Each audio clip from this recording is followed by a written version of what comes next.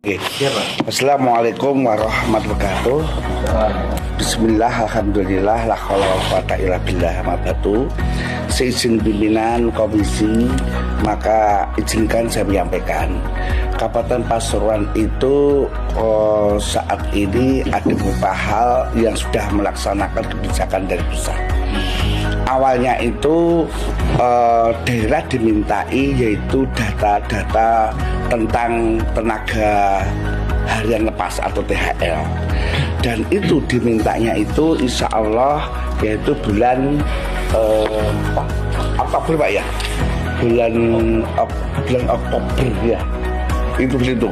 Kemudian disitulah muncul aturan perintah harus ada suatu pendataan, maka ada yang masuk pemetaan dan ada yang masuk pendataan ya, insya Allah tahun 2023 itu ya. Kemudian yang di luar atau selebihnya tahun 2023 itu, maka mereka tidak bisa. Kenapa nggak bisa? Karena dilakukan cut off oleh DPR RI yang awalnya dari Menpan RB itu hanya diminta data saja. Ya, ini penyampaian dari Menpan RB. Kemudian dilaksanakan suatu kebijakan yang masuk pemetaan pendataan itu diupayakan harus jadi P3K. Sehingga alhamdulillah Pasuruan gelombang pertama itu masuk P3K itu luar biasa, hampir 3.000 ya. 3.694. Kemudian yang kedua yang sudah 3 tahun, yang belum nyampe 3 tahun, insya Allah baru 2 tahun yang masuk pemetaan pendataan itu juga akan masuk P3K gelombang 2 yang insya Allah disampaikan dari Menpan RB Bu Dewi itu nanti masuk paruh waktu. Yang menjadi masalah Bapak ngapunten, itu sudah 2 tahun mereka masuk pemetaan, masuk pendataan, tapi mereka itu masuk CPNS sehingga dikunci NIK-nya, maka mereka otomatis tidak bisa apa-apa. Yang kedua, ini malah ngeri, tidak masuk pemetaan, tidak masuk pendataan, sudah 2 tahun bekerja ya, bahkan ada yang lebih, itu tidak masuk P3K dan tidak masuk CPNS. Nah ini bagaimana? Kalau kita melihat dari nomenklatur yaitu belanja barang dan jasa, maka itu bisa diberikan suatu intensif dengan adanya nomenklatur tersebut. Yang kedua, karena tugas ASN itu kan tidak termasuk penjaga malam, sopir, kebersihan, itu bukan tugas ASN ya, maka itu bisa di-outsourcingkan.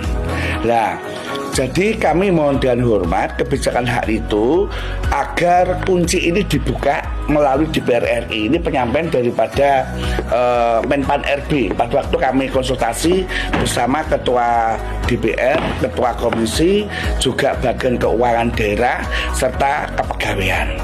Itu intinya itu Bapak. Jadi kami masih memikirkan bagaimana hajat hidup mereka. Kalau sebagai outsourcing itu atau THL itu nggak butuh jabatan, hanya butuh cantolan, kepastian. Jikalau ke depan itu ada CPNS lagi, P3 lagi, itu kan bisa masuk. Tapi kalau cut off, ya ini kan bagaimana? Takut kami nanti ditabrakkan dengan adanya undang-undang tenaga kerja. Karena negara itu kan mempunyai 4 kewajiban toh.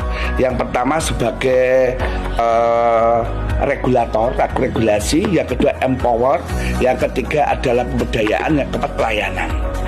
Kalau perusahaan saja itu mempekerjakan tenaga kerja karyawan 1 tahun berturut-turut tanpa jeda, tanpa henti, itu wajib tetap. Bila diberhentikan wajib membayar UMK ya, paling tidak 1 kali 12 ya, gaji kali 12 kali 6 tahun. Gak jebol Pasuruan Pak itu Pak. Jadi mohon dapatnya nanti disampaikan kepada bapak-bapak komisi dan ibu komisi 2 agar tidak di cut off atau pendataan pemetaan itu jadi dibatasi sampai Desember 2023. Itu intinya. Serta juga mau dapatnya nanti ada tindak lanjut P3K berikutnya. Soalnya ngeri di daerah Pak.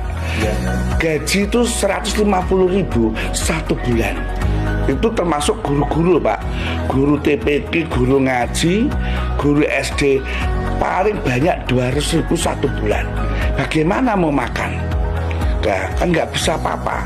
Harapannya ke depan itu ada nasib baik melalui P3K atau otomatis kayak zaman dulu K1, K2, K3 begitu. Matur suwun. Assalamualaikum warahmatullahi wabarakatuh.